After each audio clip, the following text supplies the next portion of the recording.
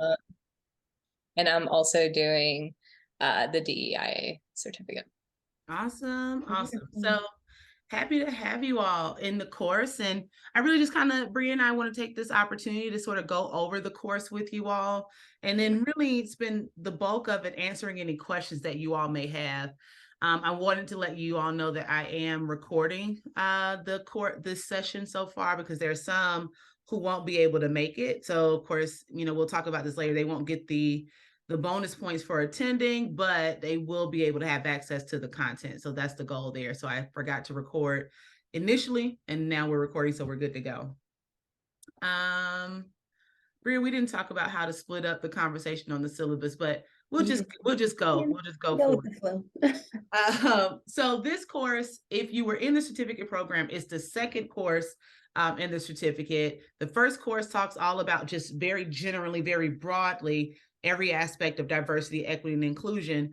This course zero in on those two aspects, equity and inclusion specifically, and then looking at that within organizations. So if you're in healthcare administration or public health or anything, the idea is that we're talking about the ways in which the concepts of equity and inclusion, or sometimes when we have the antithesis of those things, how they can show up and impact an organization. So a lot of the course is going to sort of take a deeper dive into those concepts and really explore what that looks like. I am not a fan of, well, let me say, the way that I view education is that I like for it to be self guided. And when someone is sort of deviating off track, I sort of step in and sort of redirect in that way. Concepts like equity and inclusion are so broad, and the implications are so vast, it is difficult for me to grade for accuracy unless someone is just completely off base. Right. So if we're talking about the topics of equity and someone starts to conflate that with multiculturalism or equality, I may step in and say, let's redirect that because equity is a little bit different. And if we continue down that train of thought, it can be completely misleading. So this course, as you'll see the objectives here, basically want to make sure that you all have a firm understanding of what these concepts are, really differentiating between equality and equity, and then diving into what inclusion looks like. Most people are aware of what inclusion means because we've heard the term, and these terms are buzzwords all throughout the ether. But I want to be able to talk about and let you all share with me what that actually looks like in action. Or how do we know that there's a climate of non-inclusion, right? What does that look like? And so we're going to bring in a lot, maybe different than some of the other courses. We're going to use self-exploration and self-identity to help launch into this understanding of equity and inclusion, right? Because when we think about universities, businesses, corporations, they're made of individuals that have complex identities, and those individuals are making decisions within organizations. And so we're going to start with the individual and break down what are your own identities, and how did you come to understand those identities, and how do they impact how you see the world, and how does your identities influence the program you're in, your area of work, or what you want to do after you complete a certain degree. Bria, you want to touch on the concepts, the third and fourth objectives about identity and privilege?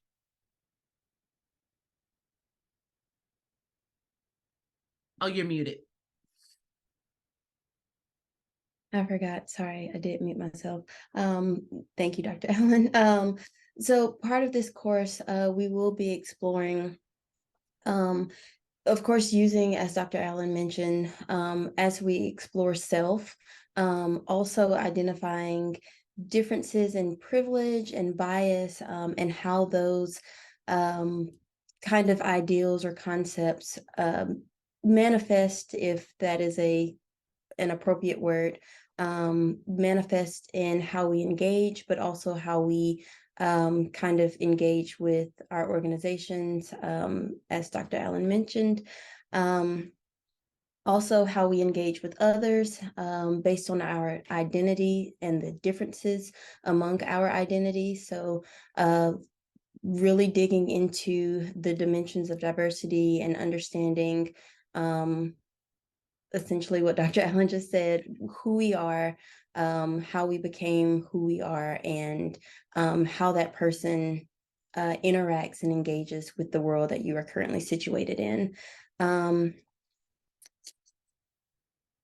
And the last one, propose ways to make relationships across different organizations to be more effective. So really assessing how can we better understand the people that we are engaging with and understanding their differences while also acknowledging our differences and our dimensions of diversity so that we can better impact our organization, but also the people that we are serving with our organization. Hopefully I explained that correctly, Dr. Allen.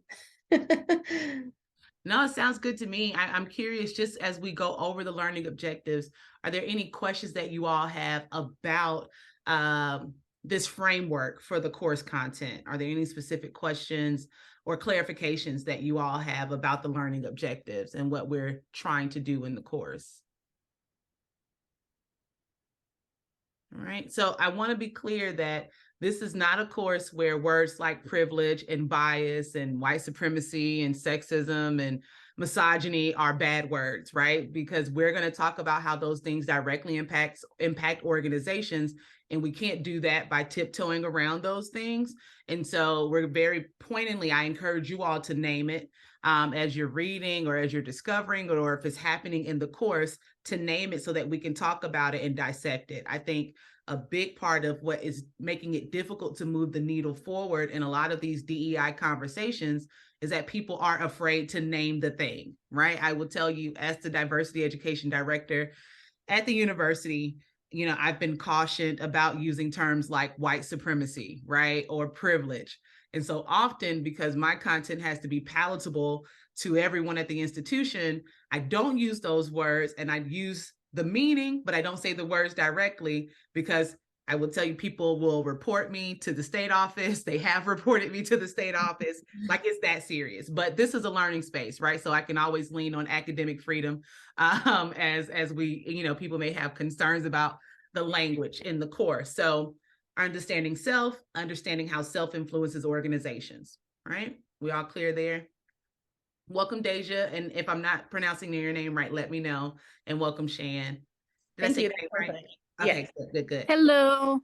I'm going to have y'all introduce yourself because everyone else has gone so far. So you can just say your name, your pronouns. If you are employed at UAB, you can share where you work. If not, what program you're in, and then that's it. So name, pronouns, if you work at UAB, what office, and what program you're in. So we'll have Deja, you'll go first, and then Shan, we'll have you go next. Okay. Yes, my name is Deja Hawkins, and my pronouns are she, her, hers. I am a second-year MSHA student at UAB right now. Okay, awesome. And this is an elective for you? Yes. Okay, cool. Shan? Hi, everyone. Shan Williams. My pronouns are she, her, hers. And I am a PhD student, third year in public health. I'm also doing the DEI certificate. Awesome. And good to have you again, Shan. Yes, nice. Let's see. All right. So that's the learning objectives. Basically, the course is all on Canvas. This is a little different than some of the other courses I've taught where we have these Zoom meetings, but I think it will be helpful. The Zoom meetings, as you'll see in the syllabus, are optional, so they aren't required. But if you do attend, you get a bonus point, and that kind of contributes to your final grade. But I do think the Zoom meetings will be helpful to sort of emphasize content. There's one on February 1st where the original instructor for this course will be joining us and sort of leading us in some conversation around affirmative action. The original instructor for this course was Anita Clemon, and she is my former direct supervisor. She's retired from the university, so she can't teach the course, and so found that out last minute.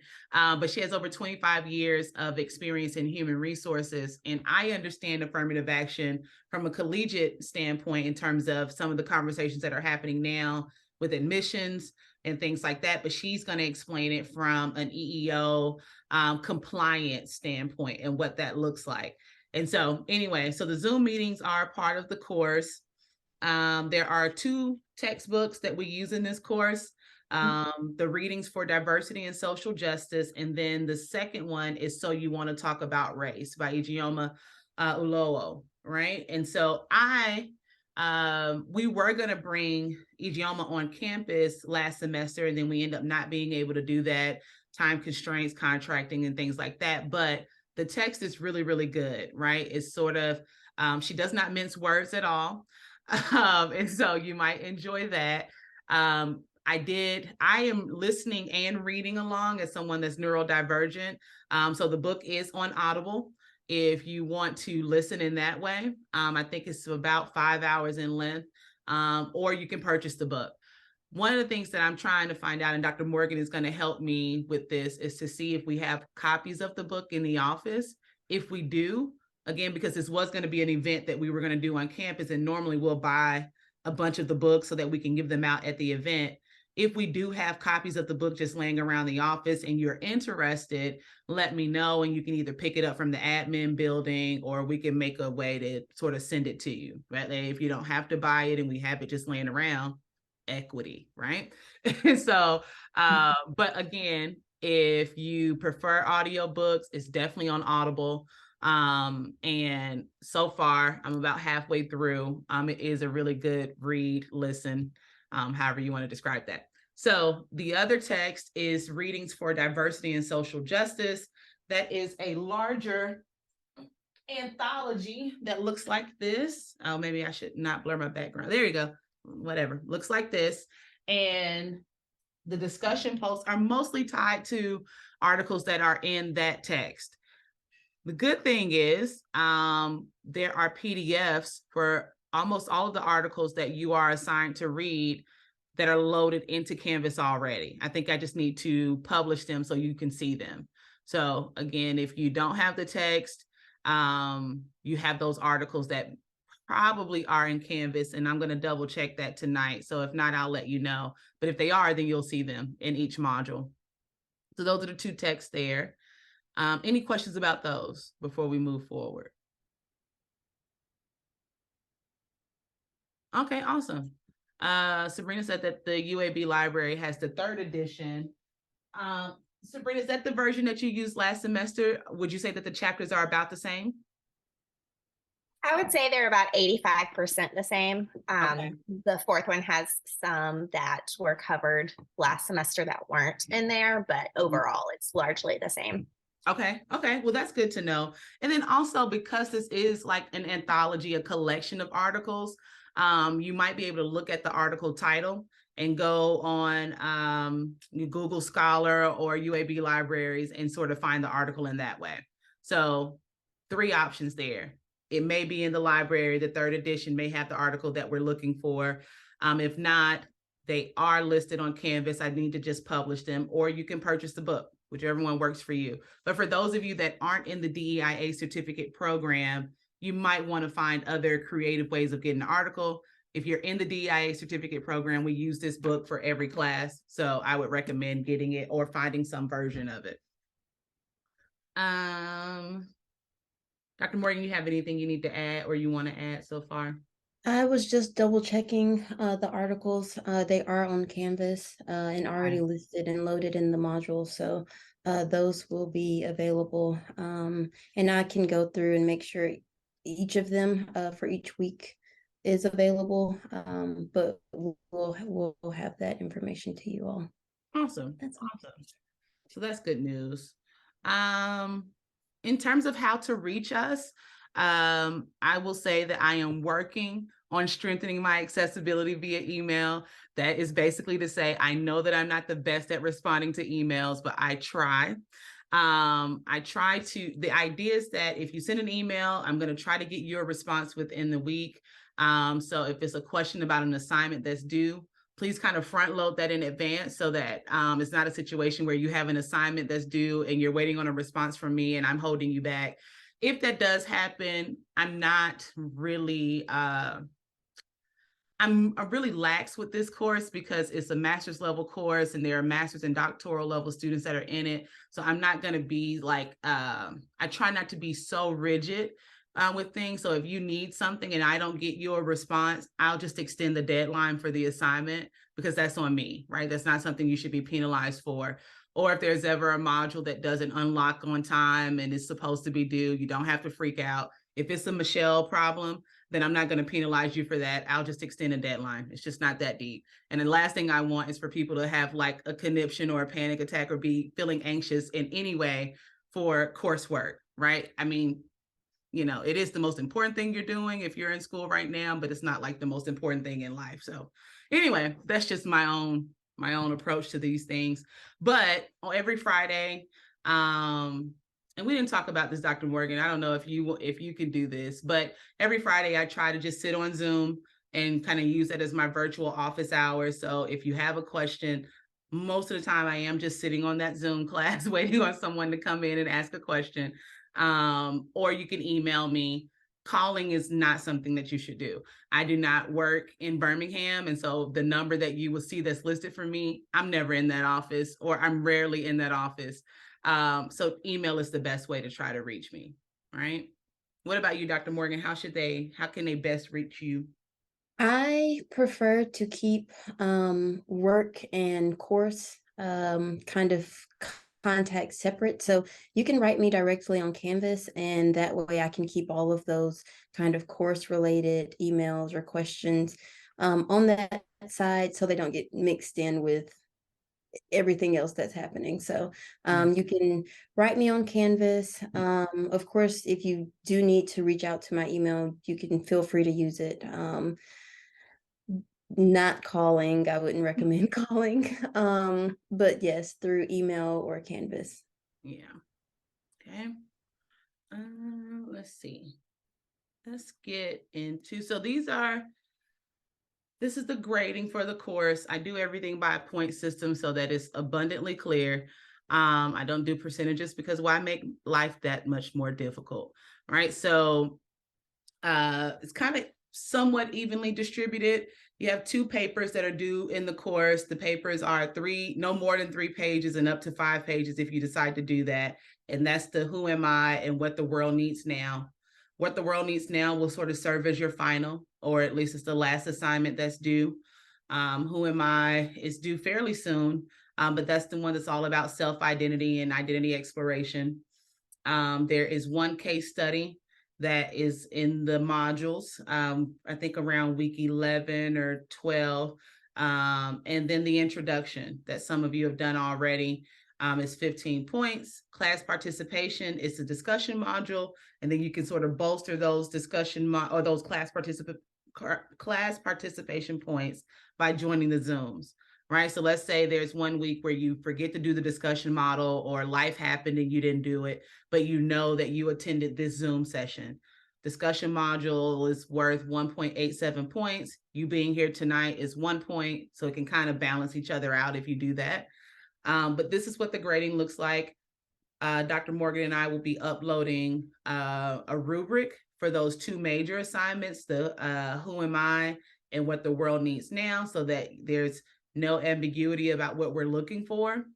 In those written documents, those written assignments, I try not to grade for syntax and grammar. I may make note of it, but I'm not going to penalize your grade because of that, because we aren't an English lit class. And again, because you're master's and doctoral level students, I'm assuming that you are proficient in writing, because that's how you got where you are right now. Sometimes I'm wrong about that assumption, and that's okay. But the idea is that I'm more focused on the concepts that you're offering and really interrogating the depth of understanding. Okay, so what I may notice sometimes where you may see me chime in is that if we're talking about equity as it relates to sexual orientation, and the examples that you're giving are constantly referencing your racialized identity to contextualize sexual orientation, I may come in and offer a critique on that, right? Because if we're talking about one topic, I don't want to get into what we call the oppression Olympics, right? Well, LGBTQ people experience this, but Black people experience this, right? The idea is, as much as possible, center the identity, the topic that we're discussing, applicable examples are okay, but if we're talking about sexual orientation, let's try to stay focused there as opposed to deviating and centering race in that conversation. That's not to say that intersectionality doesn't exist and that sometimes we need to talk about the overlap of those identities, but if that's what you're doing, just be clear in that. All right. So again, when I'm grading, when Dr. Morgan is grading, we're going to be very clear about what we're looking for, but that's the type of feedback that you can expect from us to make sure that the concepts and the understanding is clear. Okay. And the only thing that I will add is just as you're beginning to think about these assignments or these different assignments, please just be mindful of the regular requirements for APA format. We will be checking for citations, different things like Times New Roman. There, of course, there are things that can be overlooked easily, but please just be mindful. And then if you start reading into these assignments and already have questions, feel free to let us know and reach out. You don't have to wait until the assignment is due or wait until later down the line to ask those questions if they come up. Absolutely. All right. Any questions about the grading before we take a deeper dive into some of the assignments?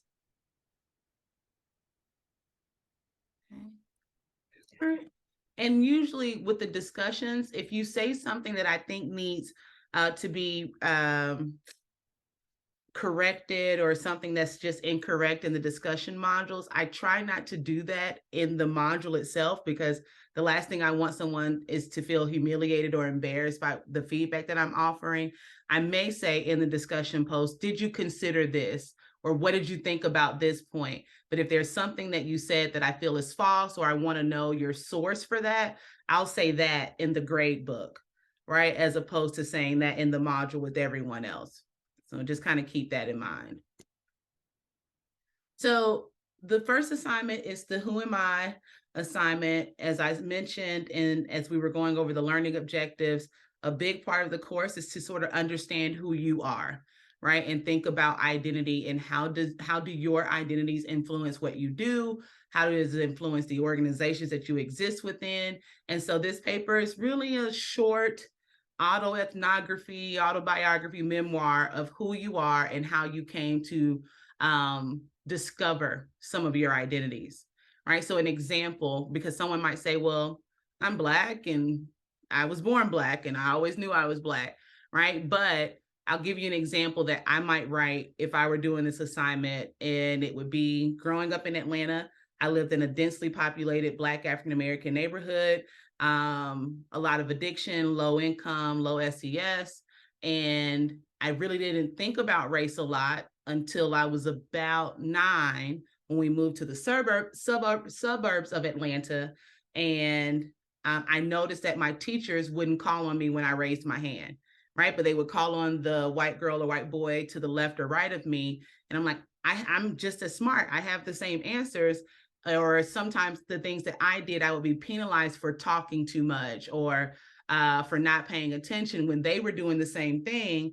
And I started to notice or perceive that it was because of my racial identity, right? I noticed that the way that my classmates were talking was different than my own dialect, and it was because of my racial identity. So it was in that moment where I went from everyone around me is Black to in a space where I'm one of few, and I'm noticing that people are responding to me in a different way. All right. So that was the beginning of my racialized identity, right? As a woman raised in the South. So it may be kind of difficult for you to parse out, how did you come to these identities, right? I think the first question that you'll have to ask yourself, and we'll talk about this a little bit more probably next week, is what are the most salient identities for you? I kind of want to take a pause and ask you all that. If you were in my class last semester, then you answered that question already, but it may have changed. But I do want to hear from you all, anybody that feels comfortable sharing. What are some of your most salient identities? What are the identities that really stand out to you or the most impactful to you right now in this point in time in your life? And it could be sexual orientation, race, body size, nationality, gender identity, gender expression, ability, religion. And so I'm curious, if you had to think of 3 identities that are really important to you right now, what are those? Anybody that feels comfortable sharing can go.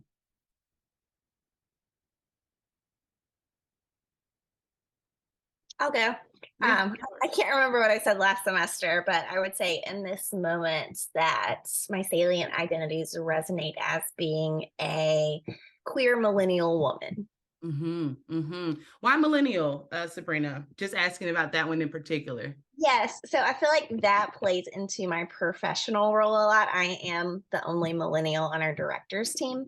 And it's just something that is sort of ever present as I work to navigate the differences in working with our other directors. Yeah, I appreciate you sharing that. Right. So again, when we think about identity and how identity is important to this concept, this course of equity and inclusion, your identities impact how you show up. And it may not be something that, let's say in this example, Sabrina may be cognizant of if everyone on the director team was a millennial.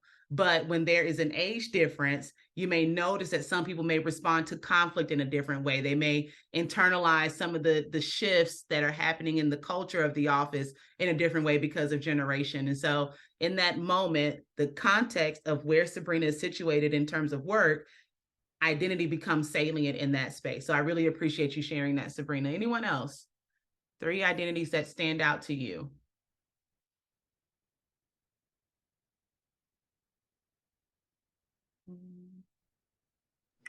I can go. Go for it. Dr. Allen, but I just want to say this is one that really just comes to mind at the moment that I just want to share. Yeah. And you said religion, so I'm just going to piggyback off of that and go with Christianity. Mhm. And that is because that's how I move and have my being. So yeah. Yeah, absolutely. So is that, Shan, is that something that is normally very salient for you or something more that's really standing out more recently? Normally, Gotcha. I think that keeps me grounded. That's my peace Mhm. in this world. Yeah, absolutely. Absolutely. Thank you for sharing that, Shan. So, if we're thinking about this, and I'm just giving or letting people share examples so that you can think about how these identities may stand out to you as important because of a situation, like Sabrina mentioned, or it could be something that you were born into or something that you've held on to for a long time and it's still salient for you. Right. So the idea is to be able to parse that out. And in this paper, that's kind of what you're going to be explaining.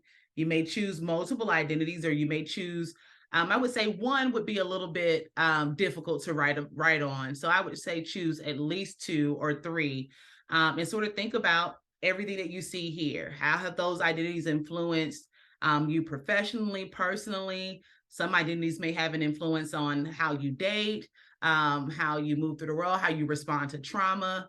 One of the things that Dr. Morgan and I were talking about in our office, we put out guidance around how to celebrate holidays inclusively, right? Because there are some people who are not Christian, who are of Muslim faith, of Jewish faith, that feel marginalized around the end of the year, right? The December month, December and January, actually. And then we found out that there's maybe been some pushback to that article being put out, where people are denying this claim of Christian privilege. And it's picked up a lot of momentum in some conservative publications, extremist publications that we weren't aware of until this moment, but that's something that we're going to talk about in this course. So again, thinking about how identity plays a role, that's what that assignment is, right? Any questions about that assignment or anything that we're talking about in terms of identity?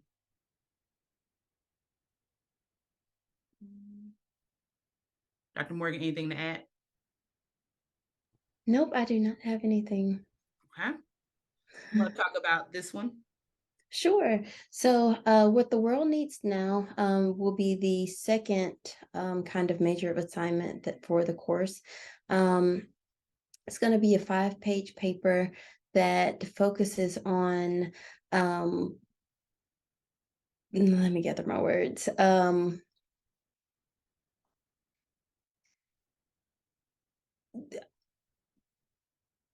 Um, help me, Dr. Allen. Okay.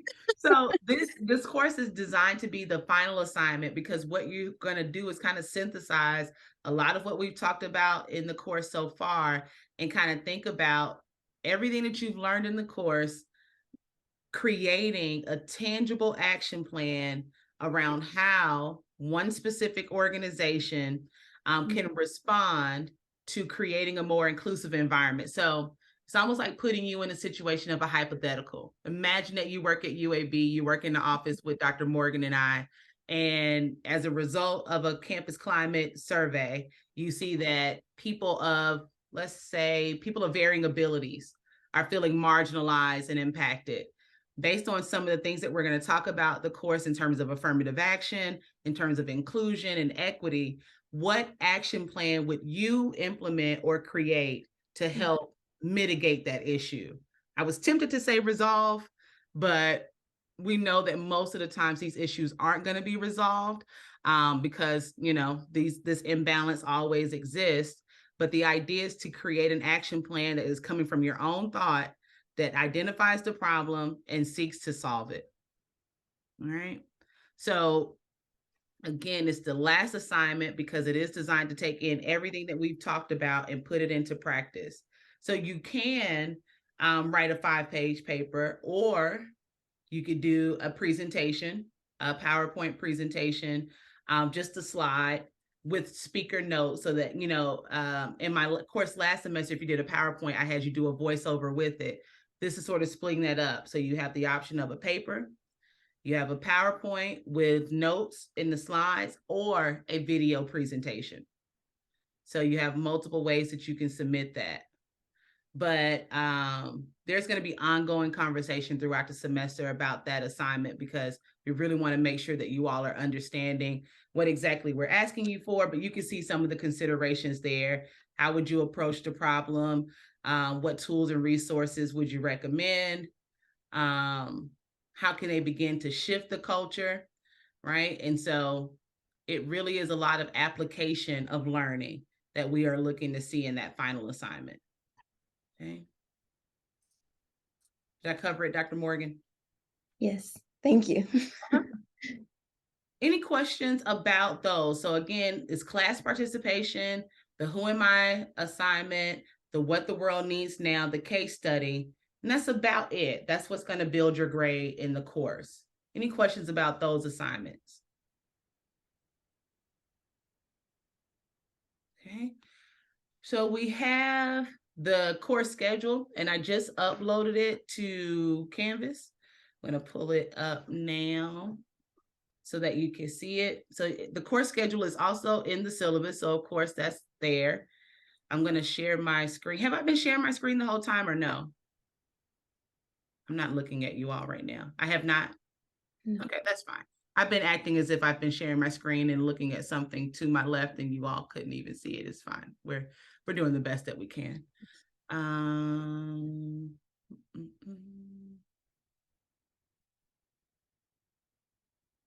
I have it pulled up. Okay. You see it now? Is it up?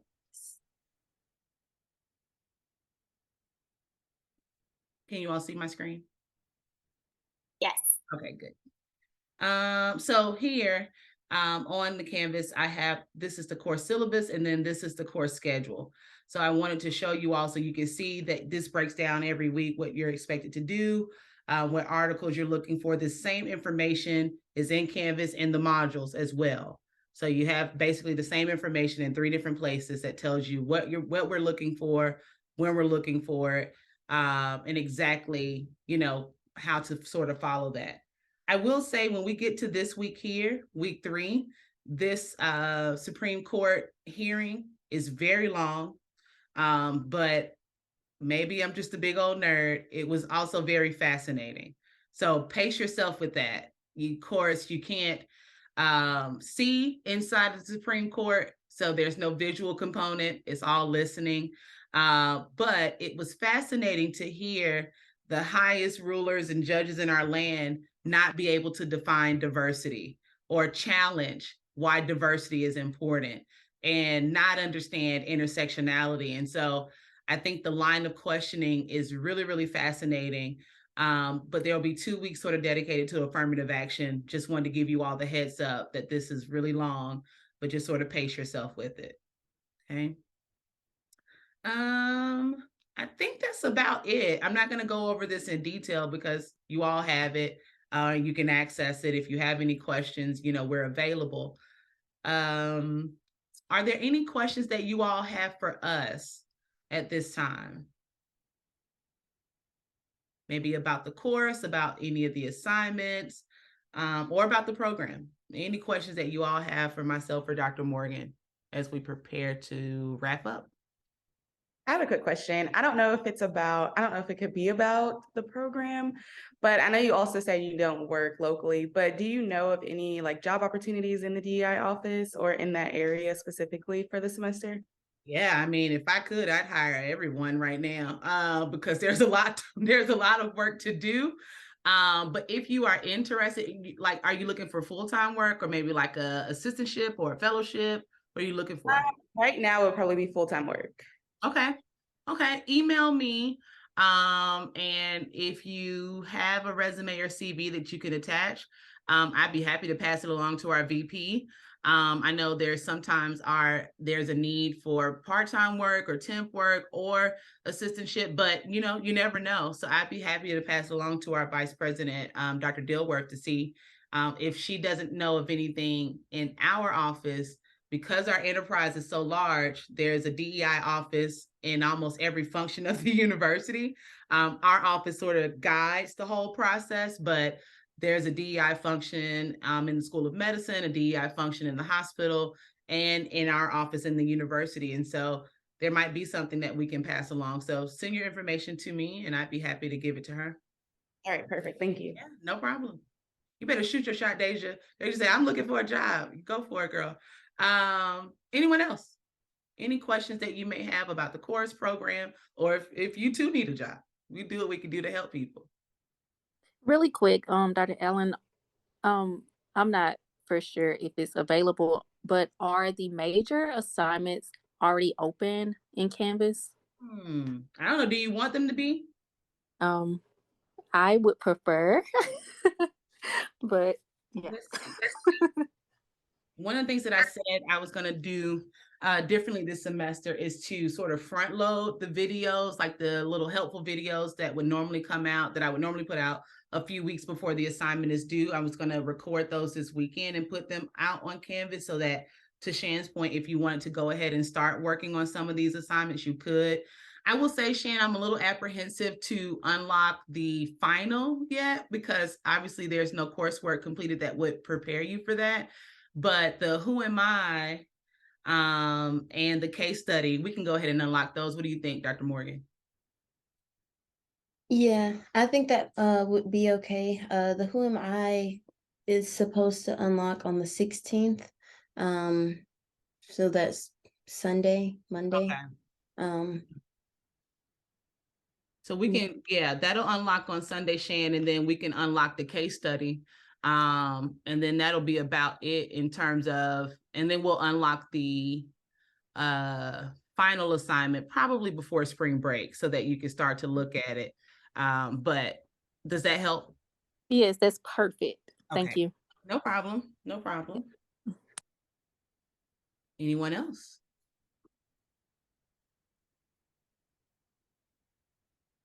Okay, so if you have Audible and you can download, so you want to talk about race on there, go for it. Dr. Morgan is going to check tomorrow to see if we have copies of the actual text in our office. If we do, obviously you all, if you need it, we'll get first come, first serve. So if we do have it available, what I'll do is I'll send out a message on Canvas to say that we do have copies of the book available. If you would like it, just let me know, let myself or Dr. Morgan know how we can arrange a time for you to either pick it up or for us to get it to you in some other kind of way, maybe intercampus mail or whatever. If not, it also is available on Amazon for purchase too. I just don't know how long it's going to take to come in. So that option, the articles for readings for social justice are already on Canvas or in the library. So you have that option. And I think that's about it. Dr. Morgan, anything else?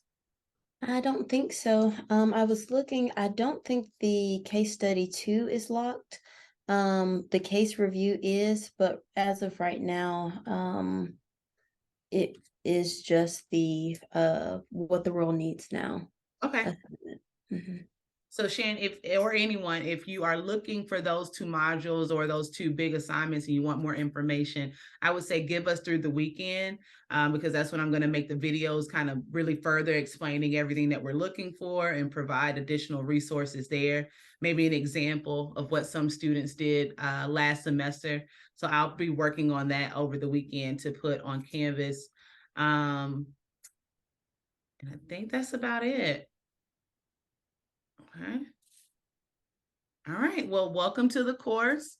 If you have questions, you know how to reach us. If there's nothing else, thank you all so much for joining and Thank have a you. good night. Nice meeting you all. Nice meeting you all as well. Thank you all. Deja, don't forget